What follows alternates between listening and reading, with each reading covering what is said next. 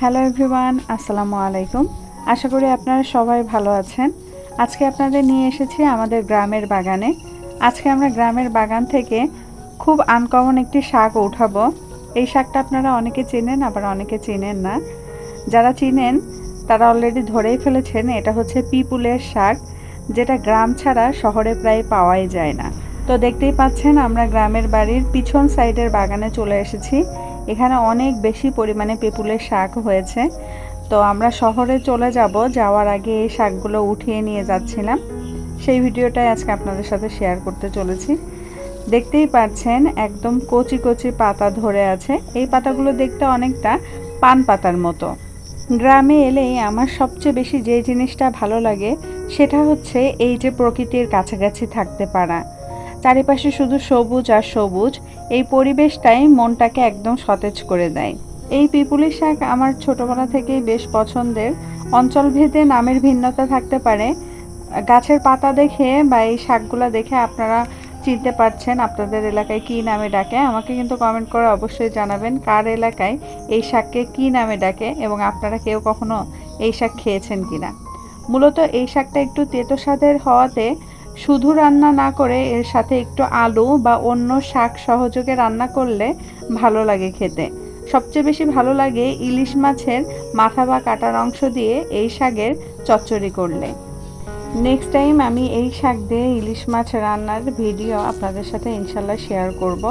এছাড়া এই শাক খাওয়ার কিন্তু অনেক উপকারিতা রয়েছে, বিশেষ করে যারা ডায়াবেটিস রোগী আছেন তাদের জন্য এটি বেশ উপকারী। দেখতেই পাচ্ছেন কি সুন্দর শাক হয়েছে চারিদিকে।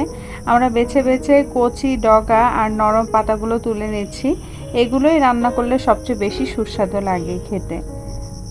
গ্রামে গিয়ে সবাই মিলে একসাথে এইভাবে ঝুড়ি ভর্তি করে শাক তুলতে যাওয়ার মজাই আলাদা। যতবারই আমি গ্রামে যাই এভাবে শাক তুলতে বাগানে চলে যাই। আমার তো ভীষণ ভালো লাগে এইভাবে শাক উঠাতে। আপনারা কে কে এভাবে শাক তুলতে পছন্দ করেন কমেন্ট করে অবশ্যই জানাবেন। যারা গ্রামে যান বা আগে গ্রামে ছিলেন, এই ধরনের এনজয় করেছেন, তারা বুঝতে পারছেন আমার অনুভূতিটা কেমন। বাজার থেকে কিনে আনা আর নিজেদের বাগান থেকে তোলা দুটোর মধ্যে আলাদা একটা আনন্দ আছে।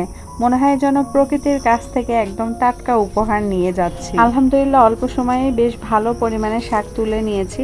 এই শাকটা অঞ্চলভেদে আরও ভিন্ন রকমভাবে রান্না হয়ে থাকতে পারে, কিন্তু আমার কাছে সবচেয়ে বেশি ভালো লাগে ইলিশ মাছ দিয়ে পিপুলের শাকের চচ্চড়ি। ইলিশের স্বাদ আর এই শাকের ঘ্রাণ একসাথে মিশে এমন একটা স্বাদ তৈরি করে যা ভাষায় বোঝানো কঠিন। গরম গরম ভাতের সাথে খেতে সত্যিই অসাধারণ লাগে। আসলে গ্রামের এই ছোট ছোট জিনিসগুলোই আমাদের জীবনের বড় আনন্দ।